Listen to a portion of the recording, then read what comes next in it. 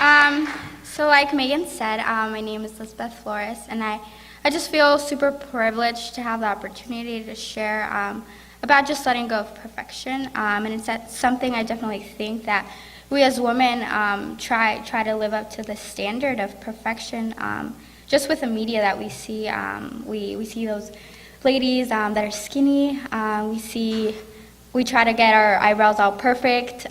We try to look the best with our life, with just the plans that we have. But I definitely think that this is something that I've always battled growing up, just trying to be the perfect daughter, the perfect woman, and the perfect student. But perfection, what is it? It's a quality or condition of being perfect. It is a standard we as women are consumed with. And I definitely think, just with me in my life, I was just consumed with being perfect with my grades, with just my body image, my life plan in the future with college, and just with myself in general. But I think it definitely just started in middle school. I just remember walking into the hallways and seeing my friends and seeing just their life and me wanting to live up to those standards that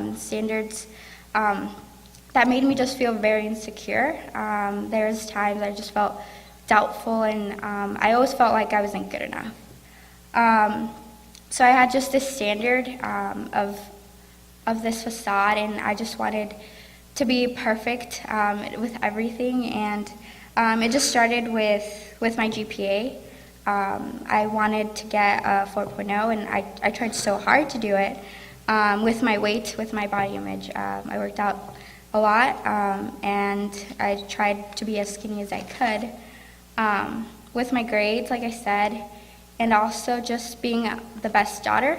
I try to stay out of trouble, not be a burden to my parents, and just also I didn't do drugs. I didn't say bad words. I didn't party. Didn't do all these things, and I thought that was just like how a woman should behave, and I thought that was just the perfect example of being a woman, and I strived for this. But inside, I just felt very alone. There was just times where I just remember crying and feeling like I was never good enough, even though I achieved so much. And behind all those things and all this facade that I put up, and that people saw that I was happy and I had a smile going on, and there's just a lot of darkness. There's a lot of pain. In school, to maintain my 4.0, I often cheated to get more. I would just write stuff on my arm. I would pull up my phone behind my sweater. I would cheat off someone's shoulder, or I would just call in sick, and so I could get more time on tests or on assignments. But it was all just for that 4.0, because I knew if I had enough time, then I would get the best score. And for my parents, they always thought that I was, like I said, I didn't do a lot of partying, or I didn't say bad words, and people and my family members, they thought I was a good girl, but I did a lot of things behind their back. I would lie to them of where I was. I would go out and I would tell them that I would go to my friend's house, but I was actually going to see a boy at a movie theater, or I would just lie so constantly that it just came natural, and I just didn't even notice it anymore, because I was just getting so good at it. And then all these things stemmed into high school, to where I was in high school, and I just try to revolve myself around the right people. I was really ashamed of being Mexican and being Hispanic, and I tried to hang out with white people, and I just had a bad image of being a Mexican. I was so ashamed of it. I remember living in Mexico, I lived in a little house, and there was holes in my roof, and there was water, and we would always need like money, and we would always we didn't have a lot of food, and sometimes my mom wouldn't eat because I had to eat, so she gave that up. So I always had this image of like being Mexican was you being poor, and I didn't want to be poor. I wanted to be financially stable. So that's when I like started hanging out with white people because I wanted to be like them, and I wanted to eventually grow out of being Hispanic and going into being American. And I was also undocumented, so I just had a lot of boundaries, and I had a lot of just problems going into college because I couldn't go into college because I wasn't from here and I couldn't get financial aid. So I just had a lot of remorse towards just my heritage and who I was. And just with relationships as well. In high school, my sophomore year, I started dating a boy, and at first it was a perfect relationship. Everybody seemed like it was going fine, and I tried to make it seem like it. But over the time, there was just a lot of arguments. I felt enticed to doing what he wanted me to do because I wanted to be the perfect girlfriend. So there was a lot of times where I did things that I didn't want to do, but I did it because he wanted me to do it. And there was just a lot of arguments. There was just a lot of impure things that just made me really, really sad, and I just felt very insecure inside because I was also afraid of him leaving me. But over the course of the time, like I noticed that this wasn't the perfect relationship that I wanted, and so I started hanging out with his brother, and we were the same age, and we did a lot of things together, and we had a lot of things in common. And I eventually cheated on the boyfriend I had with his brother, and I kept this for 6 months, but nobody knew about it because I was so good at lying. I was so good at being deceitful, and nobody knew about it for like half a year, and I just lied so much because I wanted to keep up this image of me being perfect, of me getting the good grades, of me being American, or of me having a good relationship, or being a good daughter, or just in general like being a perfect girl. Like I always lived up to this, and I always tried to strive for perfection. But I noticed that this didn't fill anything up. This never made me happy. I always doubted myself. I always thought twice about things, even though maybe on the first time, like it was the right thing to do. I just had a lot of hard times, and I just had a lot of insecurities just with my body image. When I started to get into soccer, like I noticed a lot of my friends had been doing soccer their whole lives, and they had these toned like legs and these toned arms, and like their butt was big and all these things, and I'm like, wow, like I'm really scrawny and I'm really skinny. And I remember like me trying to like exercise over and like do a bunch of squats and do all these exercises because I wanted this perfect body. And sometimes I wouldn't eat. There was a period of time where I didn't eat a lot, or I overly exercised, and I lost a lot of weight. But that was also like part of my image of wanting to be perfect. And like I said, there was just a lot of darkness, and just a lot of pain. I just felt like I needed to live up to something, to the standards that all the girls at school had, and just seeing their lives. Like some of my friends were pretty wealthy, and I wanted that, and I didn't have any of that because my parents they had good jobs, but we just like lived off every other check. and I didn't live in the nicest neighborhood.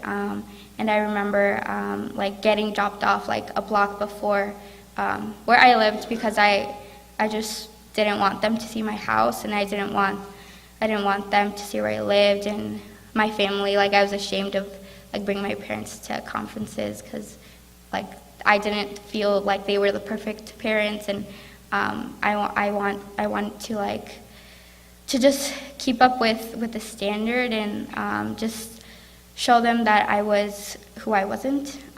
So I was often, a lot of times, I was very fake. And then my junior year came, and that's when a couple from Chicago came, and they moved next to us, and they invited my parents out to Bible talk. And my mom started going, my dad started going, and they went for a whole year. And my mom eventually got baptized, and I just saw her life change dramatically, and I just saw how happy she was. Even though like we didn't have like, sometimes we struggled with financial stuff. Like, I just saw her happy, and I just saw all the things that that God did in her life. And then a year later, I got baptized in March 24, 2013, and that's just when I realized that all I needed was to live for God, and I didn't have to put up this front or be fake or just live up to these standards like of my body image, or I had to be secure in who I was, and I just had to have a relationship with God, and that's all that mattered. But I just wanted to encourage you guys and just to let go of perfection, and because there's just so many things in the world that we're never going to be good enough for the world. All that matters is to be good for God and to strive for excellence for Him. But I just want to thank you guys for letting me share. Thanks. Sex or alcohol or drugs, but no one was going to tell me that I couldn't do any of those things. No one was telling me like I couldn't have sex, and no one wasn't going to tell me that I wasn't going to be able to drink, because I was putting my life on the line. You know, I could die at any minute, and I wanted to be in control. In my rebelliousness, though, I engaged in unprotected sex regularly. I drank often after coming back from a 12 or 14-hour shift.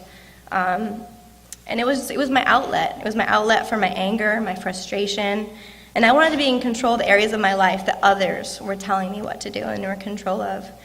I was smoking up to about 2 packs a day, and I would even chew.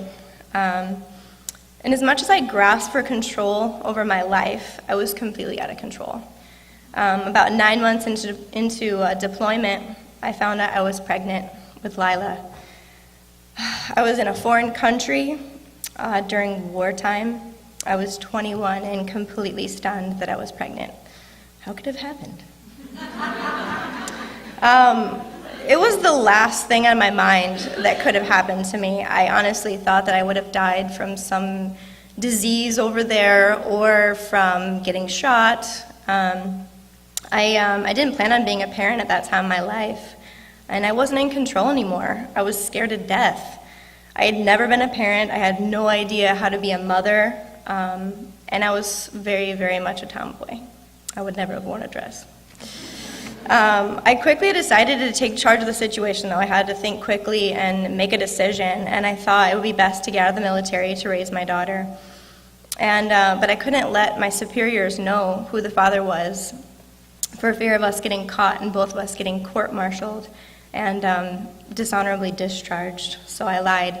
I told my NCOs and my officers that I just hooked up with some random guy on my 3-day rest and relaxation in Qatar. After I'd been discharged from the military, though, I fought post-traumatic anxiety. Lila and I were living on our own, and I was going to school part-time and I was working full-time. But as much as I tried to control my emotions and just push through all the anxieties of post-war, becoming a new parent, uncertainties of where my relationship was with Lila's dad, trying to hold down a demanding job, and going to school and getting good grades, I was completely worn out. I used to wake up about 2 or 3 times a night to check on my daughter, I had these awful thoughts of someone trying to kidnap her or trying to hurt her or me, and I would patrol my apartment with a knife. I kept them hidden all around my apartment, as though I was like searching through a house, like when I was in deployment. I would wake up, I would hear a noise, and I would just immediately snap into this other mode, and I would search my entire apartment with a knife. I was exhausted all the time. My nerves were shot, and I was completely a wreck, and I needed help. Every time I would feel weak, I would cry, and I would just push myself to thinking, you can't be weak. You should be able to handle this. You went to war. This is what you've decided to do. You need to do it. And I relied on myself because I thought that I'm the only one that could help me. And I was losing control trying to do it all myself, though. After things fell apart, though, with Lila's dad, I was broken and completely devastated. I didn't feel as though anyone could possibly love me and my daughter. But about 5 months later, I reconnected with an old flame, and we rekindled what was lost. And he came all the way out from Portland, Oregon, to stay with us for 2 weeks. During that time, I was going to church regularly. I was trying to be a good person, but we quickly became immoral. And at the end of the 2 weeks, he decided not to go back to Portland. 3 months later, we were engaged, and 6 months later, we eloped. I felt in control of my life again. I was happy, I had a family, and we were going to take our chances and move all the way to Portland, Oregon. It was exciting to start a new endeavor, and it fulfilled my desire for travel and adventure. Life couldn't get any better. But as soon as we got to Portland, I found out that I was pregnant with our daughter, Evangeline. I was so excited. I wanted more kids. I wanted to have a family, a big family. But he didn't want more kids right away. He was in the reserves, and he had to sign up with a unit in Portland, and we found out that that unit that he signed up with was deploying to Iraq. I felt my security slipping in my marriage, with him being discontent all the time and on edge, and he was in some physical pain as well. And I felt that weight of responsibility and challenge as I became a single parent once again, this time with 2 kids. I was overcome by fear and sadness of being alone and about 2,800 miles away from all of my friends and my family. But right before he deployed, I was invited to church. I needed some friends, and I felt this deep longing to be close to God. And I studied the Bible, and I was introduced to God's Word on such a more intimate and deep level than I'd ever even knew existed. I learned what it meant to surrender my life, my insecurities, and my desire for control to God. And on November 2nd, 2008, I made the best decision of my life, and I made Jesus Lord of my life. It was awesome. Megan was there. I was learning how to trust God and to let go of my control as a young Christian, and about a month after I became a Christian, on my wedding anniversary, I found out that my husband was cheating on me. All of my deepest insecurities and fears swept over me, and I felt like I was drowning in a pit of despair. I was completely out of control again. I couldn't see how I was ever going to be able to get through this traumatic time, and my anxiety crept back in, and it made me so sick that at my size, I lost 23 pounds. I was extremely anorexic, and I couldn't sleep, and when I did, I had horrific nightmares of my husband with another person. I could barely take care of my daughters, and I had just started the medical assisting program at Concord, and this was definitely the lowest part of my life. I had seen where my insecurities and my fears had driven me.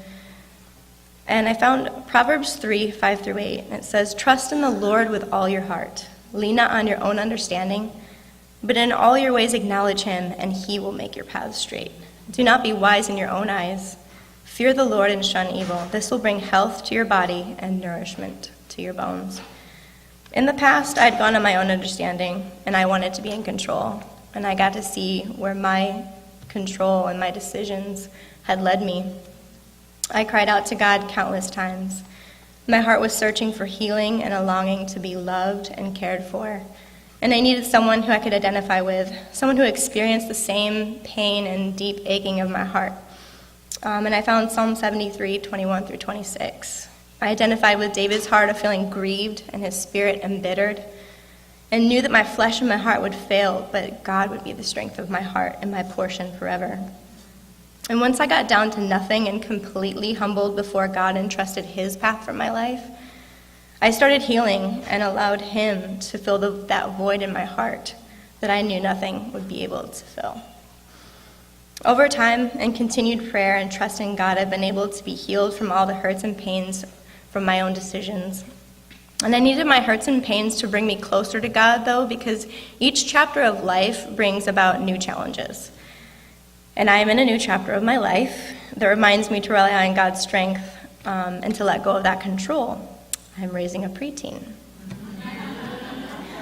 Let me tell you, nothing in life has challenged me more to the core than raising a strong-willed girl.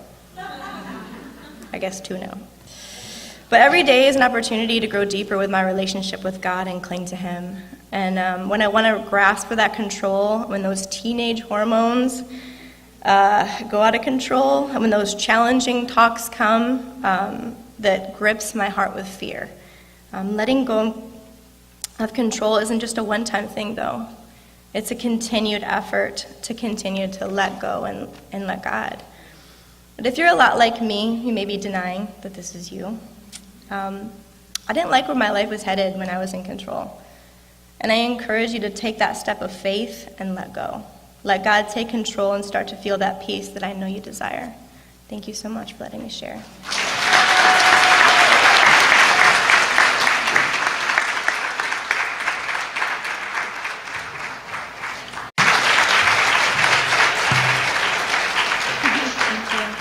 Wow, it's incredible hearing all these women's stories.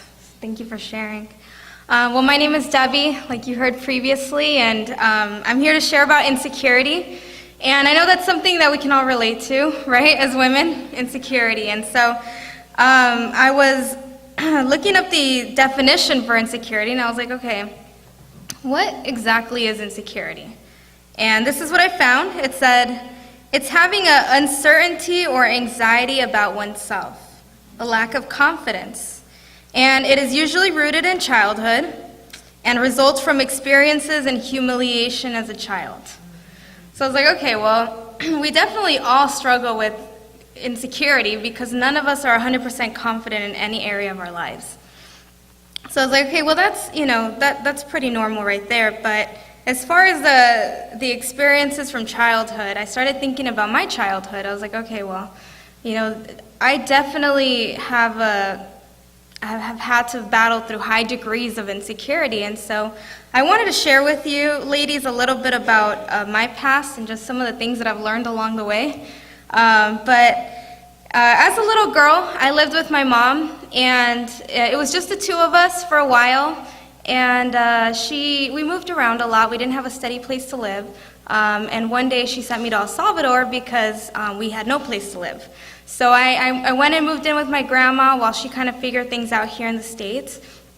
And when I returned, I was around 7 years old, and she told me, we're moving in with your dad.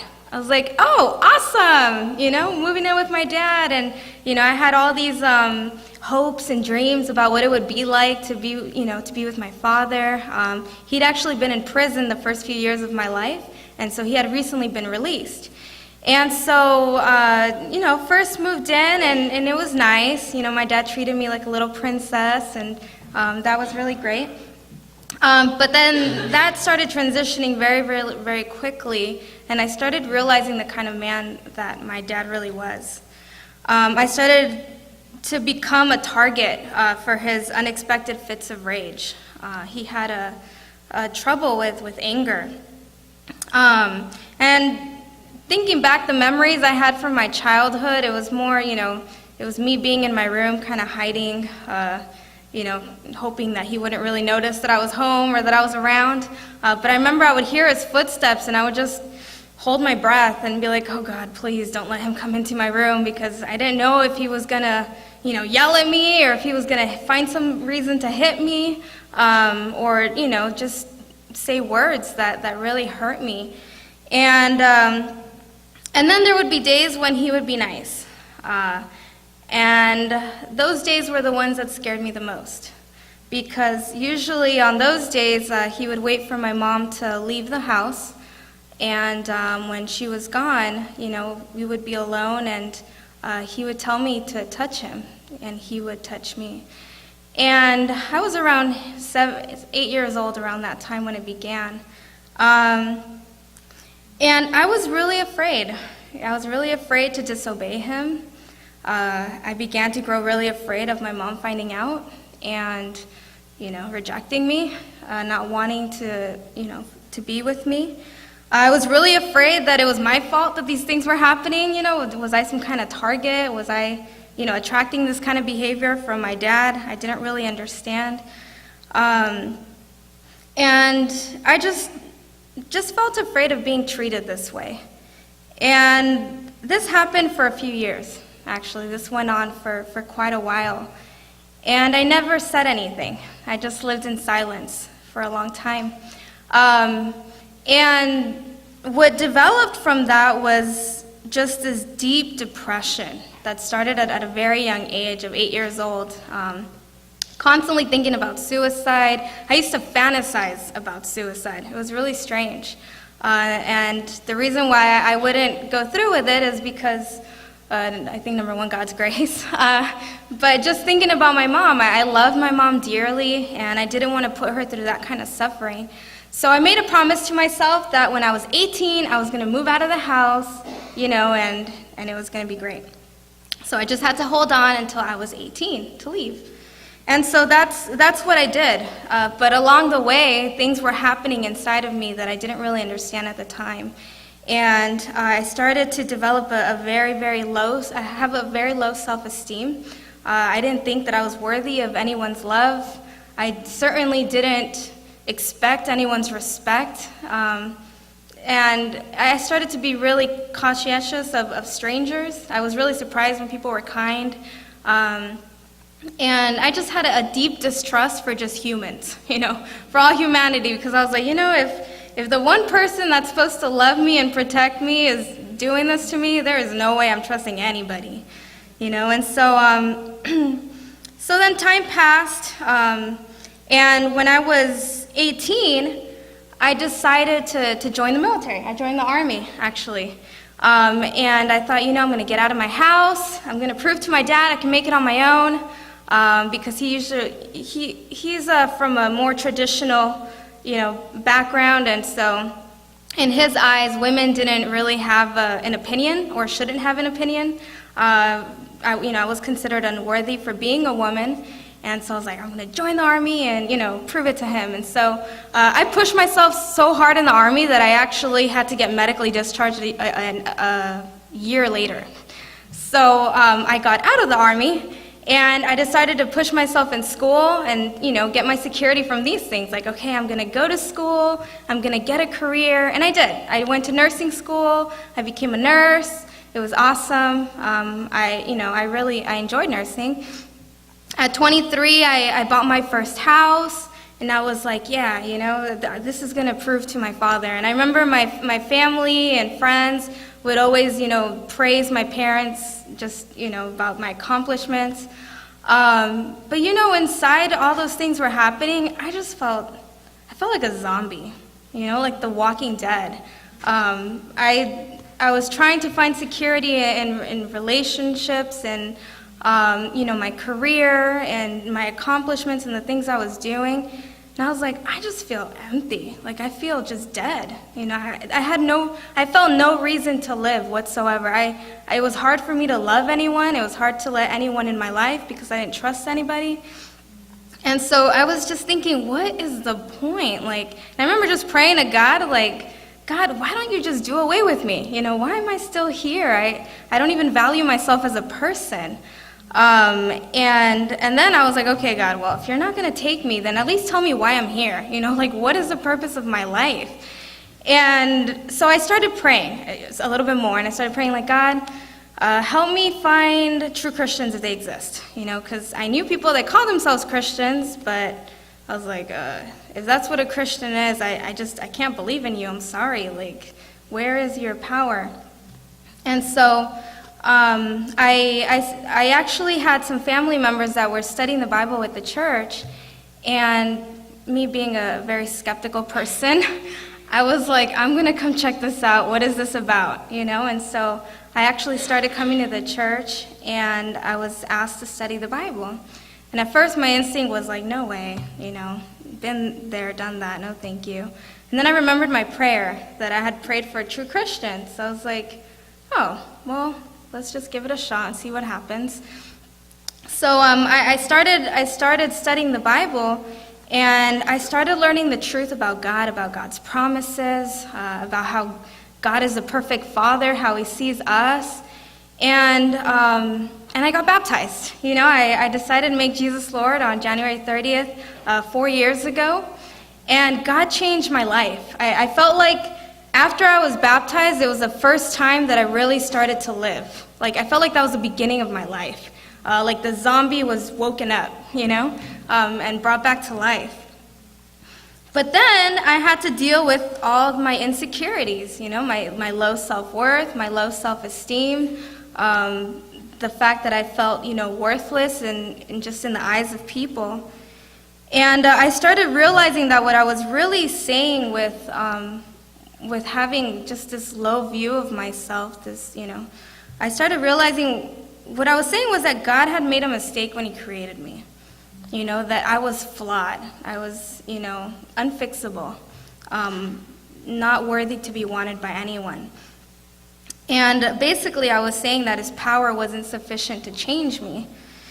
And so there was a scripture that I had read several times before, but afterward it really started to speak to me in a very different way than it had before. And I'd like to share it with you ladies. It's in Psalm 139. If we can just go there real quickly if you have a Bible, but I'll read it to you. So Psalm 139, verse 13, it says, "For you created my inmost being. You knit me together in my mother's womb. I praise you because I am fearfully and wonderfully made. Your works are wonderful, I know that full well. My frame was not hidden from you when I was made in the secret place, when I was woven together in the depths of the earth. Your eyes saw my unformed body. All the days ordained for me were written in your book before one of them came to be." And I realized, wow, God put me together. He knit me together in my mother's womb. And that means that He created me. He created my mind, He created my heart, He created my emotions, all of these things. And it says that His works are wonderful, and I'm a part of His works, so that means that I'm wonderfully made as well. And then it says that all the days ordained for me were written in your book, and I realized, wow, God has a plan for my life, like all my days are ordained, so He's got, just something to look forward to, God's plan for my life. And so that's what I started doing was like, okay, well, I can't get rid of the past and what's happened to me, but I can let it go, and start moving forward with God. And so that's what I've been thinking about more so lately is, okay, well, as far as insecurity, what I can do is, I can't change the things that have happened, but what I can do is find something to be secure in. And that's what I realize is I can find my security in God. I can be secure in the promises of God, in the way that God views me, in the way that God wants to use my life, and in the things that He has planned out for me. And so I realized that's what I need to find my security in. And just to close it out, there's a proverb that I absolutely love. It's Proverbs 31, and it talks about the noble woman. And in it, it says that she is clothed with strength and dignity. And I remember just thinking, from my past, like, I lost all my dignity. My dignity was taken from me. But what's incredible is that I can make a decision to allow myself to be clothed with dignity and strength that comes from God. And my favorite passage in there is it says that she laughs at the days to come. And I was like, wow, that's such a secure woman that's able to laugh at the days to come.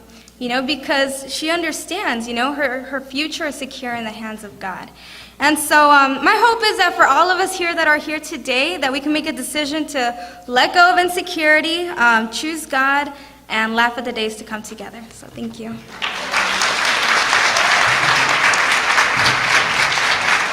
That was awesome. Really appreciate each one of you.